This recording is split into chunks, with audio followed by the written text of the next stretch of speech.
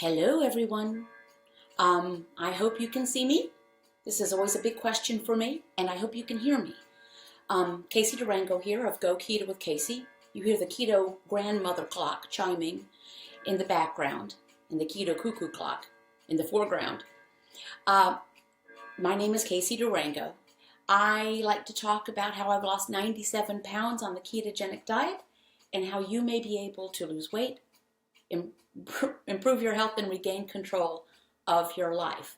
If someone can please let me know that they can hear me, I would really appreciate it, because I'm not using a microphone this morning. Oh, thank you, Jennifer. Says I look great. I appreciate that. I feel really good. And that's always the most important thing. Today I want to talk about rate of weight loss. It's something, what can one expect if you are just starting the keto?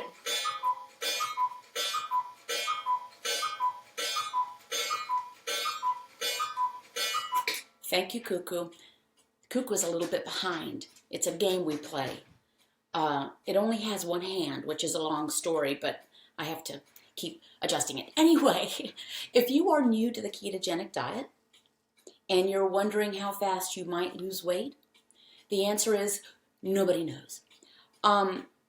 First of all, the ketogenic diet is one whereby you reduce your carbohydrate intake to 20 total grams or fewer a day.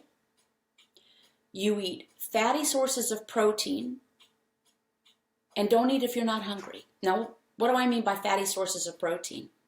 I don't measure, never have measured grams of fat and protein. It's actually, if you listen to your hunger, it's pretty self-limiting.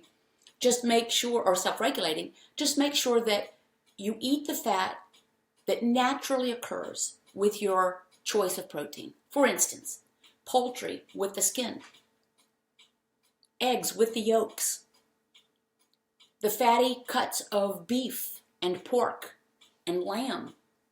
Kind of the opposite of what we've been told to do, For years we were told to rip the skin off of the poor chicken and eat egg white omelets. This is the opposite.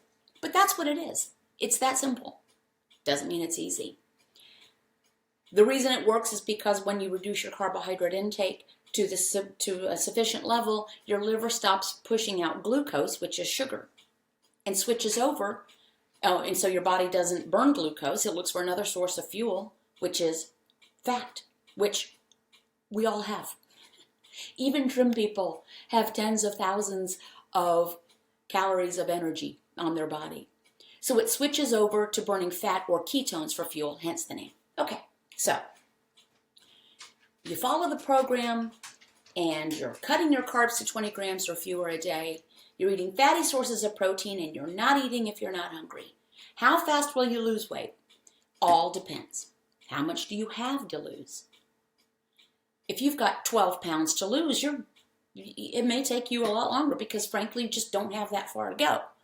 If you have 200 pounds to go, you might see faster weight loss.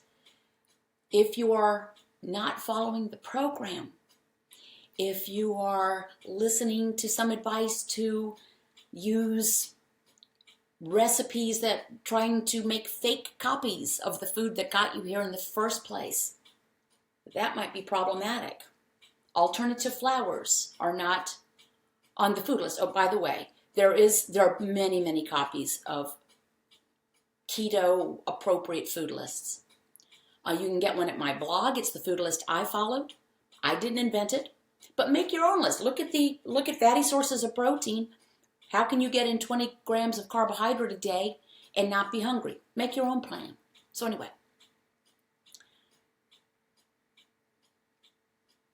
and keep in mind that weight loss is weight loss. And you might have other things going on in your body that need tending to. Housekeeping that needs to go on. You might have joint pain and many other conditions that are a result of inflammation, internal inflammation. Everything from skin rashes, eczema, acne, joint pain, acid reflux, so many other things. irritable bowel syndrome, losing your brain a little bit, your body may need to do some housekeeping before it can do house decorating. I used an analogy before. I think I used it with y'all. In my former career, I had times when I would enter the homes of hoarders. And hoarding is a serious mental disorder. And I'm talking wall-to-wall, floor-to-ceiling stuff. Well, the first thing you need to do is clear the house of this stuff. You don't bring in a decorator and have them place furniture for you. First, you have to get the stuff out. Consider your body if it's been ill for a long time, and our bodies talk to us. Our bodies yell at us. My skin is breaking out. My fingers hurt. I can't even sleep on my back because I have so much acid reflux. I'm depressed. And this can be related not necessarily to the fat, being fat, but to spikes and drops in your insulin. Your insulin is way off. So you're having peaks and valleys. And the valleys are the depression.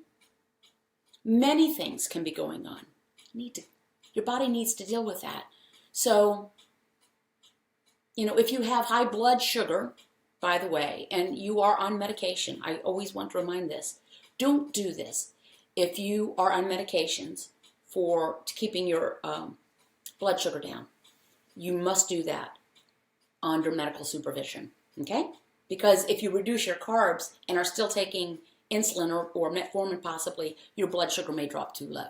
But anyway, high blood sugar, high blood pressure, these are things that your body has to deal with. So how fast will I lose weight? Get back to the point, Casey. Don't know. But I want to caution people, it's great to hear stories of great successes. Yay, I lost 25 pounds the first month. Can I tell you those are the exception? Some of them are made up, I hate to tell you. But the true ones are the exception to the rule. My first year, I lost 47 pounds. And I had a lot to lose. 47 pounds, that's less than a pound a week. But I didn't care. And it took me 2 years to lose the next 50. I didn't care. I felt so much better. My doctor's thrilled. My blood markers are perfection. What did I care how long it took? I've been fat for 30 years. And I want to ask you a question. Those of you who might be thinking, wow, I've only lost 5 pounds in 6 weeks or 5 pounds in 2 months, whatever it might be. Let me ask yourself, on the way up, did you ever say, I only put on 5 pounds in 6 weeks? No. You go, holy moly, I put on 5 pounds in 6 weeks. Your weight going upward was not a straight line. Your weight going downward will not be a straight line. I lost consistently, but not steadily. Within the first few weeks, I weigh every day. So I would hit a new low and I'd bounce up. Then I'd hit a new low and I'd bounce up. And then I'd bounce. My spreadsheet charts daily weight, and it carries over to weekly weight, which is every Monday, and then every 4 Mondays, which is monthly. And my graph for monthly will show you that almost from the beginning, it was down, down, flat, down, up, flat, down, up. It's the way it goes. But I want to invite you to tap into something less shallow than how much you weigh. How about we disassociate ourselves, women and men, from what's been pummeled into us, that what we weigh is who we are, that our size is our identity.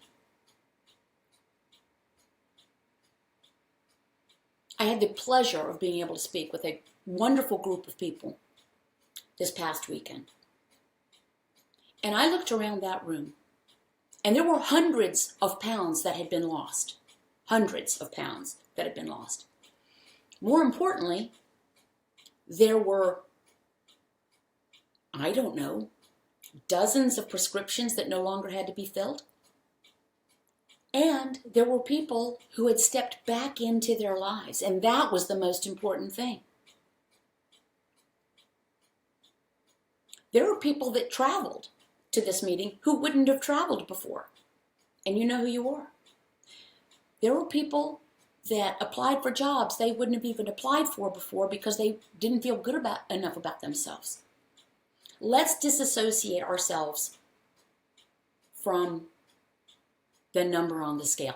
I weigh every day. I love it when I weigh less. I weigh less today than I did this day last year. That always tickles me. I'm going to be 60 next month. When did I ever think I would weigh less getting older than I did that day the year before? But it's not who I am. I reacquainted myself with who I've always been. It was just hidden under a fat parka. I say, I was hiding my light under a bushel. And I did. It was a bushel of fat. So stop hiding your light under your bushel no matter what size you are. And don't overcomplicate this. Do what works for you, okay? I'm sharing what worked for me and what works for many other people. My recommendation is to not count grams of fat or protein. Dr. Stephen Phinney, kind of the granddaddy of the modern segment of this, because this diet's been around a really long time. 1863, William Banting, a British undertaker, wrote a treatise on corpulence. Guess what it is? It's essentially the ketogenic diet. In South Africa, it's called the Banting diet for William Banting. Then it had a resurgence, and then it fell, and then it had a resurgence, then it fell, and of course there was Dr. Robert Atkins, who knew it worked, implemented it in his clinic, fell out of favor. Dr. Stephen Phinney's been doing research on this since, 1978, actual research. And he was asked recently, how much protein do you eat a day? He says, I have no idea. He says, and if I did, I wouldn't tell you unless you were my twin or my clone. If you listen to your body and eat protein sources that come with their naturally occurring fat, it will be self-regulating. Don't eat if you're not hungry. Eat until you're satisfied. Humans don't do very well overeating protein. We tend to not feel well. We feel kind of logy. But I recommend you don't get bogged down into the pie charts. That is not part of the protocol. The pie chart, not part of the protocol. Keep your carbohydrate intake 20 grams or fewer a day. Eat fatty sources of protein. Don't eat if you're not hungry. That last part's the hardest. Okay. I am going to take a quick thing to show you something. And by the way, you don't have to buy anything to be successful on this. No special vitamins or supplements or pills or coffees or oils or anything. It's just food that you find in the grocery. That having been said, I'm going to tell you what you can buy from me. I'm not trying to sell food. These are fun items. I don't know if you can see this or not. Just got these shirts in. Several of them have already sold a bunch at the roadshow. And it says, Go Keto with Casey. So it's just a little sports tee. It's nice. And for reference, this is a size small.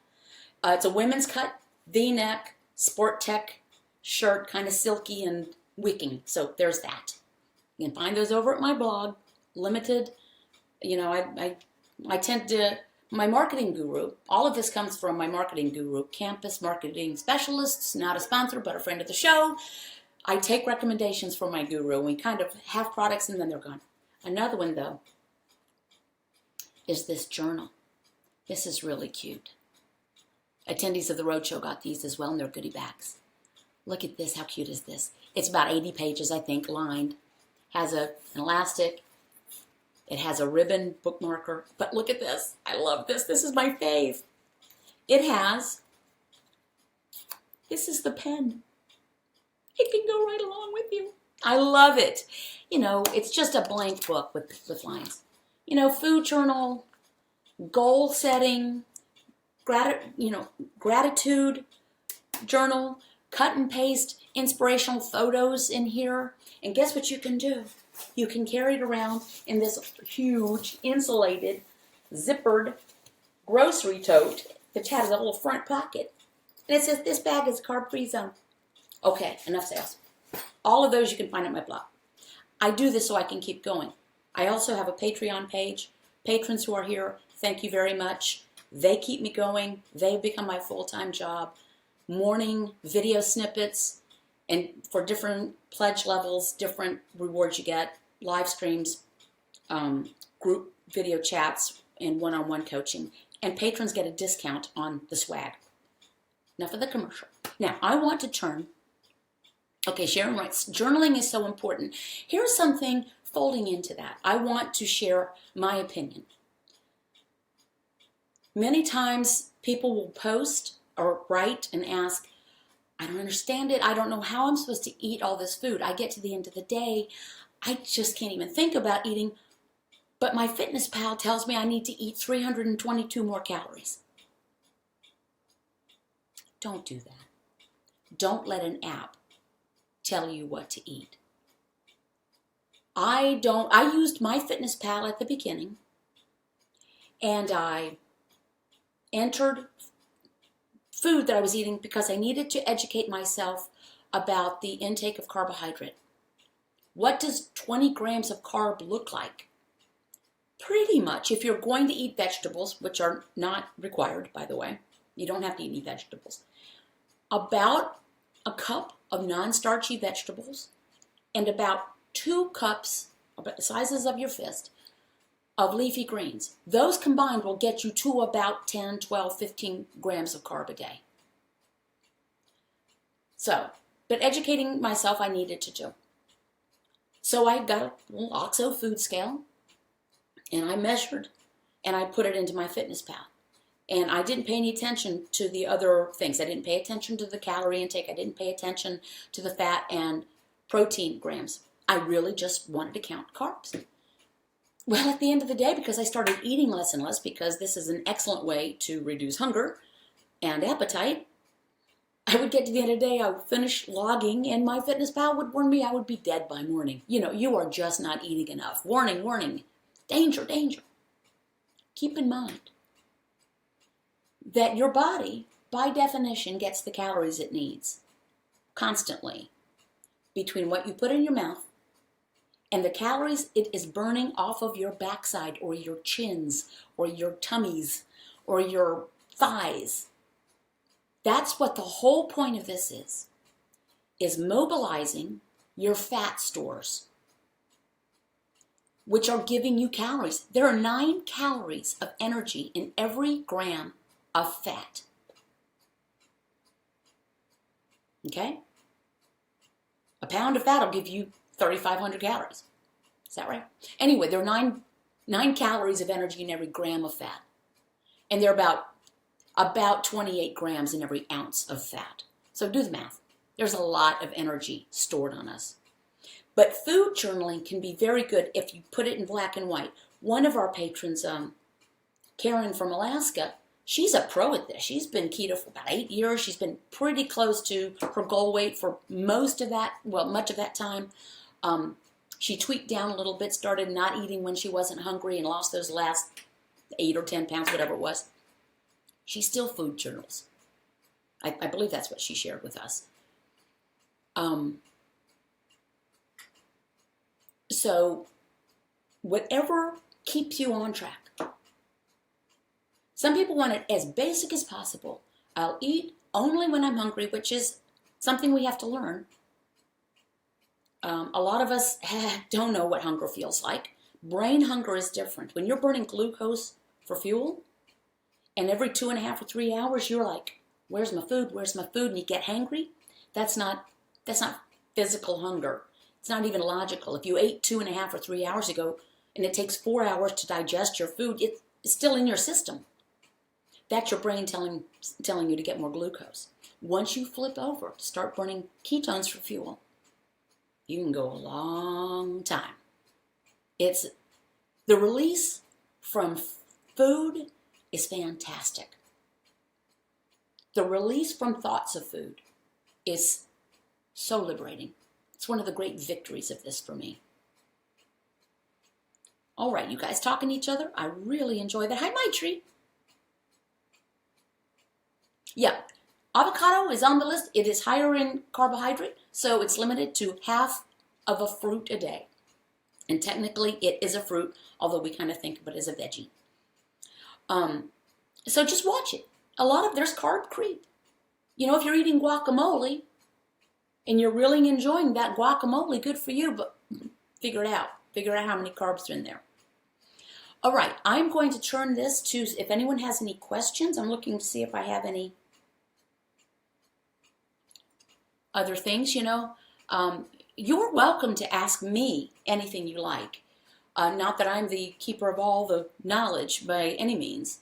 And you can ask me anything.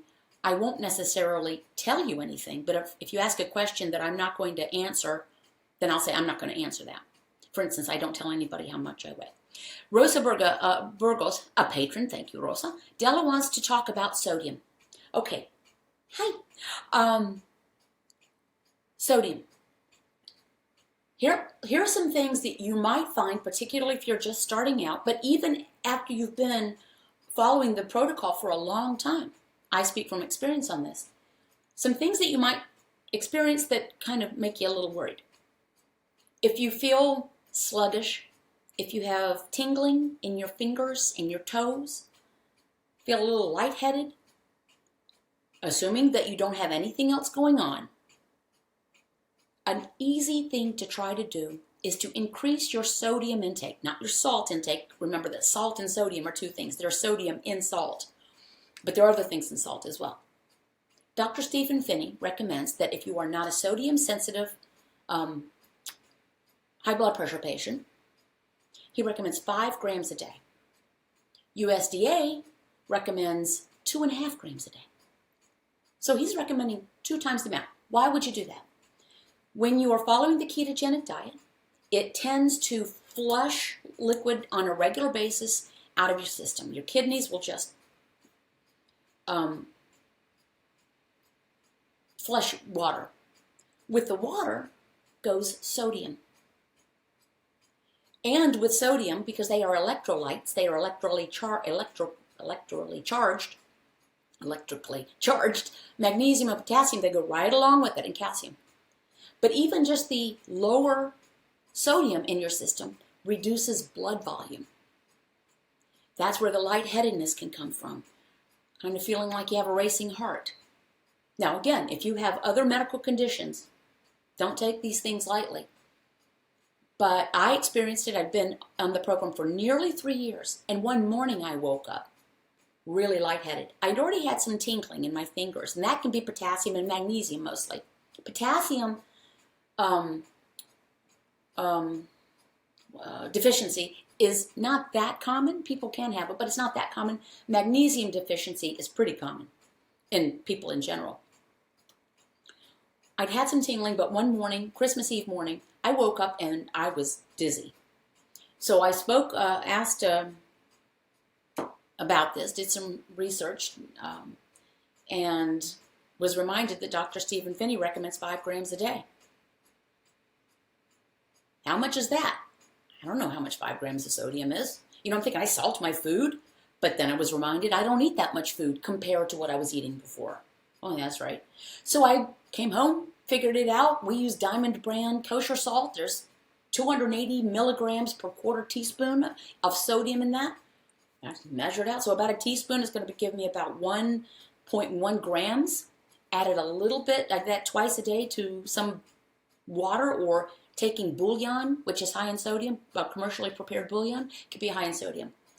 So if you do not have sodium sensitive hypertension, and you're feeling kind of sluggish, sodium is a very easy fix. also many people who have been constipated, truly constipated, like painful, will find that that is relieved because the sodium pulls the water into the bowels. And whoosh! So there you go. Thank you, Rosa, for pointing out that question.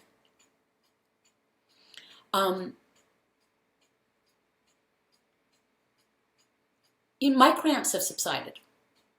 I've been taking magnesium. I got leg cramps. I've been taking magnesium now for the last 2 years, slow release magnesium that I get from, it's called a Mag 64 from Amazon. But I haven't really needed it. I'm going to do an experiment and see with the added sodium. Sometimes I'll get some Soleil, which is the Himalayan pink salt, sits in water, and I add a couple of teaspoons of that just to my normal drinking water. And I found that everything is pretty well regulated. Okay, Christy Rivito says, my mom's rheumatoid arthritis is silent on keto. There are so many medical conditions that are improved. There was a woman at our roadshow event who listed off the medications she's no longer taking, and a couple of them she was having to take to protect her stomach against the other medications. Amazing. Jennifer Brooks, where can I find your blog? CaseyDurango.com. CaseyDurango.com. That's me. Do I have body pains? No more. I don't. It's amazing. I hurt all over before. Everything hurt. You know, the conventional wisdom from medical providers and everything else. Well, of course you're sore. Look how fat you are. I mean, they wouldn't say that, but within about 3 weeks of starting this very, very low carb, moderate protein, the rest of it happens to end up being fat, nutrition protocol, I realized one day I stood up from the sofa and I didn't go, oh, I just stood up. There was no pain. I'd had pain in my knuckles, my wrists, my neck, my shoulders. Yes, my knees, my hips, my ankles. None. I have no body pain. I'm going to be 60. I spent most of my adult life very heavy. I'm actually 115 and a half pounds off my heaviest weight. It's an amazing thing. It sounds too good to be true. It is so good, but it is also true. Let me see. I've done keto for 2 months and I lost 6 pounds. How does menopause hinder loss? Stephanie, it didn't hinder mine. I was 55 when I started. It didn't hinder mine. Oh, maybe I would have lost faster. I didn't care. The point is, what are you going to do about it? Hey, Karen from Alaska. Yes, she wrote she lost 60 plus pounds after menopause. I lost 97 after menopause. But even if it's going to be sore, so what? We've been told you can't lose weight after menopause. I think there's some online personality now saying that women in menopause, it can take them, 3 years just to heal their bodies. My prediction, which is untrue and right back to the old, if you haven't done it yet, give it up. My prediction is that person will be providing or trying to sell you supplements to help postmenopausal women. Just my thought there. Melissa Lewis, I've been having right hip pain, might be from my mattress. Yeah, you know what? Things can still happen even when you're on the ketogenic diet and doing everything right. If you have a mattress that's not working for you, that could impact you. You might still get a flat tire on your way to work. Things can happen. I want to see, does anyone else, I'm going to stare at the screen here if I can. Does anyone want to ask me a personal question? Again, I am not the keeper of the information. Hey, Rita Seleznev, Oregon here. We've got a lot of folks from the Pacific Northwest.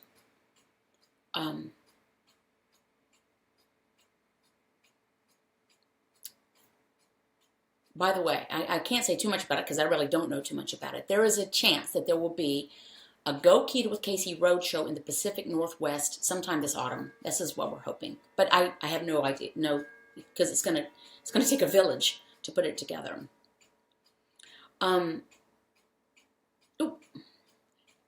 Ruve. Hey, Ruve, new patron. Thank you for being a patron. How to tell when you're hungry. I still don't know when I'm actually hungry.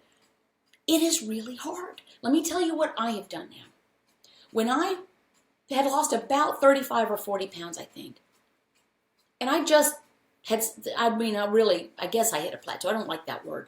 But it had been now some time since I'd lost. And the question, I was in ketosis. I do test, not all the time now because I'm always in ketosis. I was in ketosis. I really, really was drilling this down. I knew. But the question was asked, do you only eat when you're hungry? No. I had to realize. I hadn't thought about it. So I went, it got things going when I waited until I felt peckish. Peckish meaning I could eat. I can eat now. Someone, if my lovely mate asks, are you hungry? I say, I could eat. That's peckish. But then what I learned, and this is over the course of time, peckishness is not for me an unpleasant sensation. Thank you, cuckoo. Not an unpleasant sensation. You kind of feel light and a little empty, but it's not unpleasant. And when I started pushing that, not trying to arbitrarily not eat, I do not fast.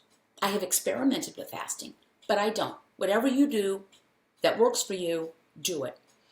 I don't believe in arbitrarily not eating if I'm actually truly flat out empty and hungry because I'm waiting for some feeding window. Because some days I'm hungrier than others. Some days my energy needs are different than others. But anyway, I pushed the peckishness. What I found was I just wanted to find out for myself. Okay, so I come down in the morning, my husband always offers to make me breakfast. Are you hungry? I could eat, but no, not this morning. So I started pushing it. So I'd go from 6 a.m. or 7, whenever it might be, and I would realize that I would stay the same level of peckish for hours. And then it's like this, peckish, peckish, peckish, peckish, peckish, peckish. Now I'm good. And then it's like, whoop, I need to eat. So, and keep in mind, if you're peckish and you think, oh, I'm hungry, keep in mind you're not going to die immediately from hunger. That's old thinking. That's glucose burning brain thinking. I'm fearful that I'm going to get hangry and I'm going to start roaming the halls of my office looking for whoever has the candy bars in their drawer. It's a different sensation altogether. Right now, I am more peckish. When I'm done with this, I'm going to eat something. I've been busy this morning, but I'll just eat something. The other thing is it won't be that much probably. I posted a thing last night, and it was it's a bread plate. You should pardon the expression. So it's a small plate with some small slices of cheese and a few pieces of capocollo and soppressata and Genoa salami. That was dinner. And it was perfectly satisfying. So I simply eat less food. Okay, Margine Moore Burmeister. I've noticed 3 awesome things since I've lost weight. I physically feel great. I no longer, pull on my shirt when sitting to help hide the fat roll, and I no longer moan and groan when I get up. Go keto. These are things that people who have never been heavy don't even think about. Pulling on the shirt. At the road show I was talking about the diets I'd tried over the years, and one of them was the magic fat reducing pillow. If you've been heavy and you're at someone's house or someone comes over and you sit on the sofa, you grab a pillow and you put it on your lap because no one will notice you're fat, right? If you have a pillow in your lap. The things we do. Okay, great. Yeah, it took a long time to put on it. Give yourself a break. And what else you got to do? You say, well, if I'm not going to lose fast, I'm not going to do it. I'll just stay heavy. Okay, does anyone... Hey, Wanda, you lost more weight. That's great. Congratulations. 3 more pounds gone yesterday. Yep, the older we get, the less food we need. And that's no matter what you're doing, even if you're eating the standard American diet. A lot of us just don't cut back on the food we eat. What fats can you eat if you can't eat cheese or dairy products? Eat the fat that comes with the protein. You don't have to eat cheese or dairy. As a matter of fact, they're limited. Those are not unlimited. When I drink my coffee, I measure 2 teaspoons of heavy cream. And that's my dairy, besides some cheese, which I limit to about 2 ounces a day. But the ideal fats are the ones that come with the protein. Yolks with the eggs. Fat with the, get a chuck roast instead of an eye of the round. Pork chops with a nice band of fat. Bacon with the fat. Chicken with the skin. Turkey with the skin. Duck is very fatty. Eat dark meat instead of light meat. And it's cheaper. You don't have to eat cheese or dairy. And you don't have to load up on dietary fat. You do what you like to do. You do what works for you. But it is not the presence of fat that works here. It's the absence of carbs. There are people that will tell you to get a minimum number of grams of fat a day. No. There are people that will tell you to get a minimum number of cups of leafy greens a day. No. There are people that will tell you that certain vegetables are unlimited on keto. No. So, getting back to the original point, it's not the presence of the fat. It's the absence of the carbs. Here's why this is called a high-fat diet. It's not because you have to go roaming around looking for fat. There are 3 macronutrients: carbohydrate, protein, fat. Protein tends to be self-regulating because, as I said earlier, humans are not really designed to eat a ton of protein. Dogs are, but humans aren't. We tend to feel kind of unwell. I'm not going to get into the whole thing about whether it starts to be metabolized as a carb or not, because you have to eat too much protein for that. You just listen to your body, you know? So if protein is going to be kind of self-regulating for your body, what my husband eats as a dude, and he's younger than I and more muscular, is different than what I will eat as an old chick. Still fairly muscular. As opposed to a young person, as opposed to a very big person, whatever. So my protein will be self-regulating. Think of it like the fulcrum of a teeter-totter. Here's the protein. There are only 2 other macronutrients. If you keep protein what is right for you, listen to your body, and you reduce carbohydrate intake, the fat goes up naturally. It's not that there's a minimum number of carbs, grams of fat.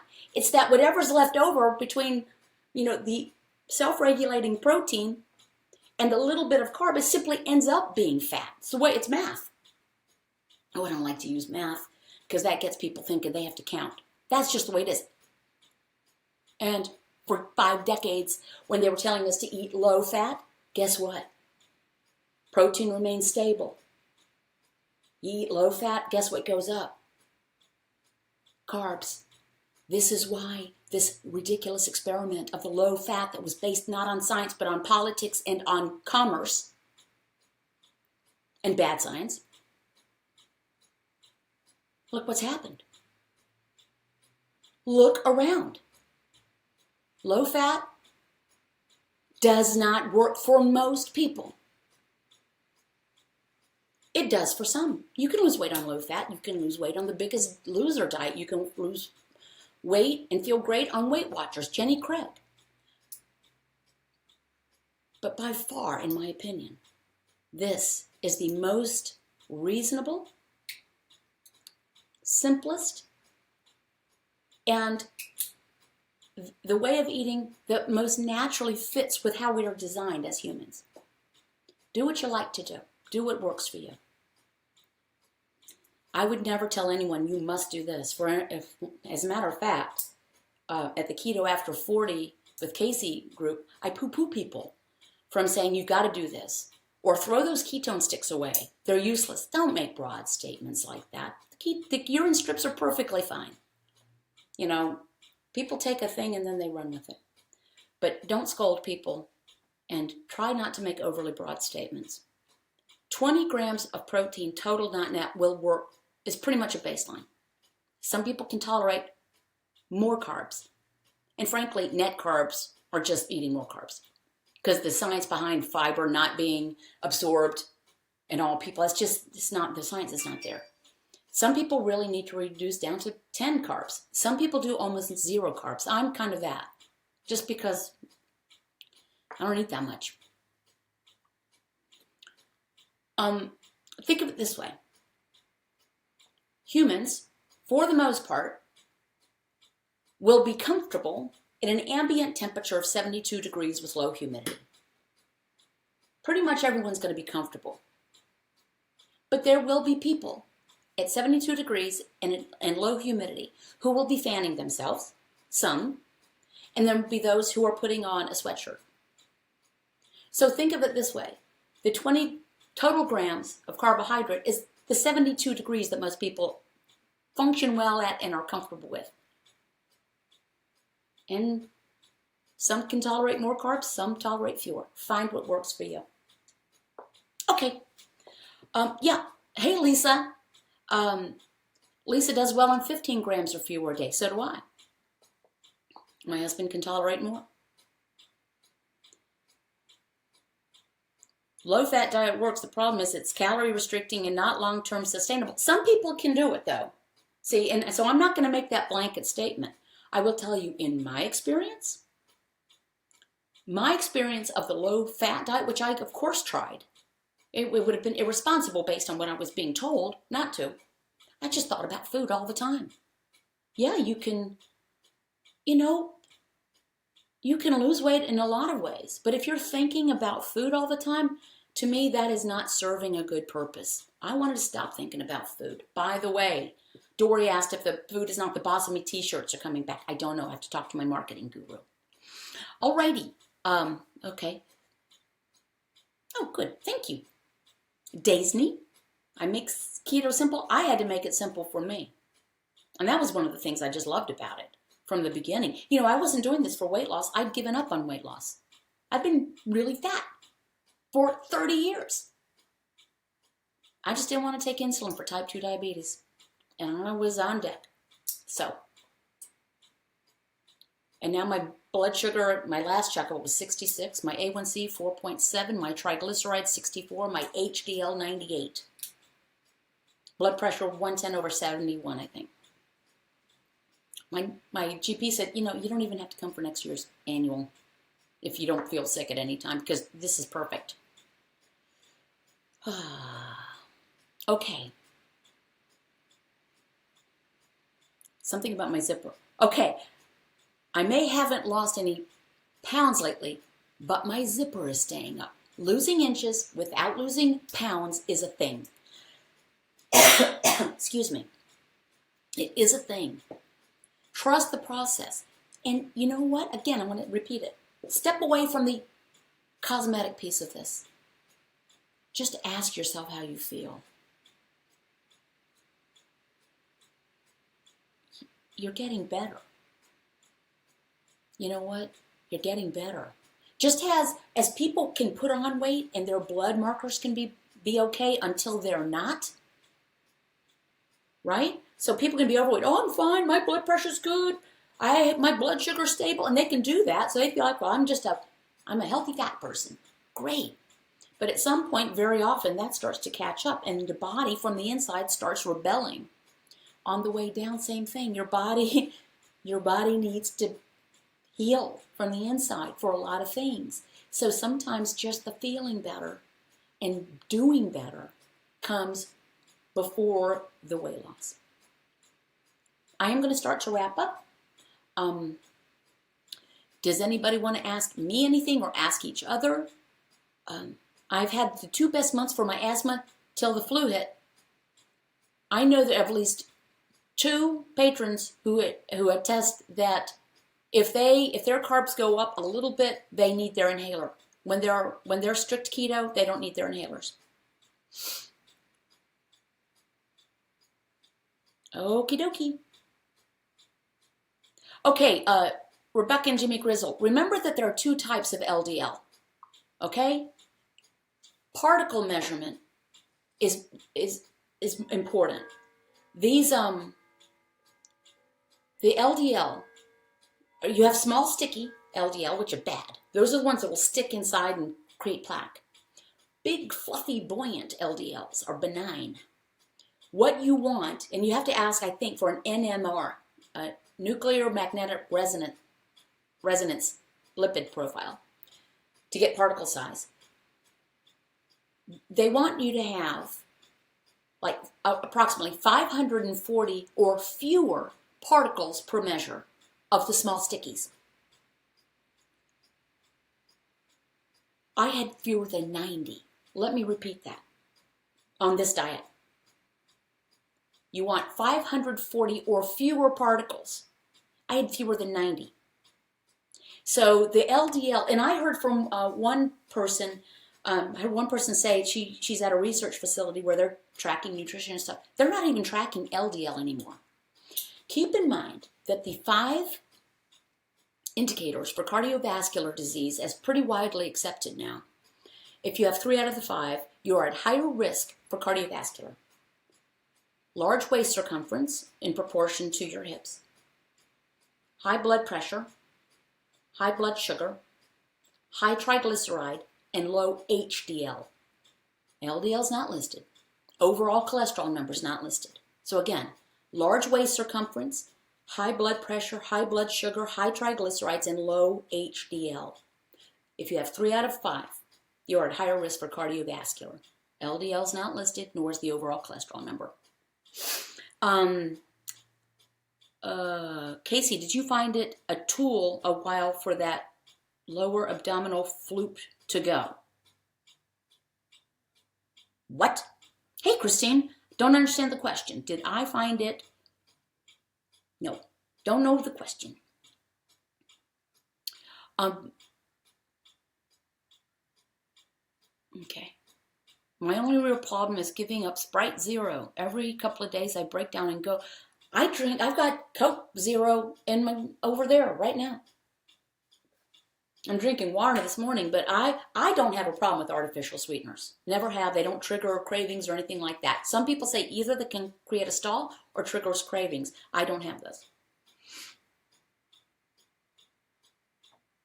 Oh my God, caught you live. Hey, Sarah Goodall. Just want to thank you for helping me on my keto journey. Sarah from UK. Hey, that's great. Thank y'all for helping each other. All right. One more question.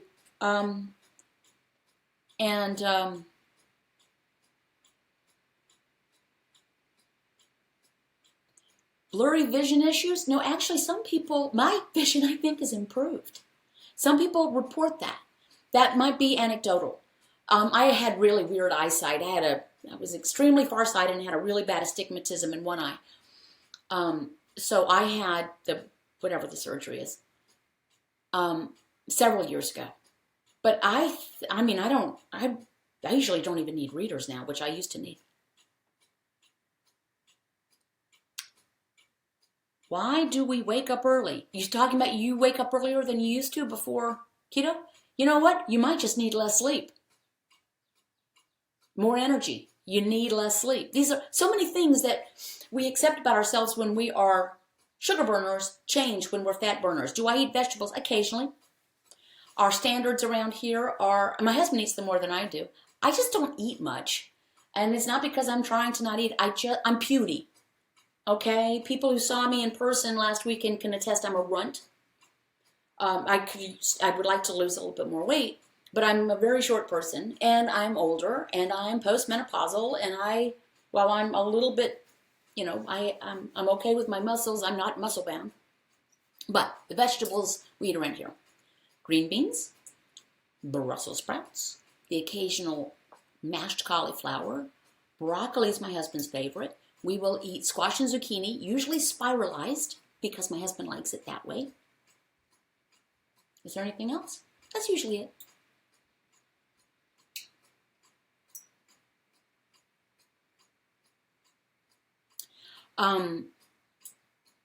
Okay, Jennifer asked an example of what I'd eat for dinner. Well, last night we ate a little bit of cheese and some sliced meat, like sopressata and capicola. But we might have, like tonight, we'll probably have liver. Please do not make the yucky face at me about the liver. Don't do that to people. When people tell you what they eat, don't go, ew. Looking at you, Dory. We'll probably have liver, and I'll probably cook it up with some thin bacon.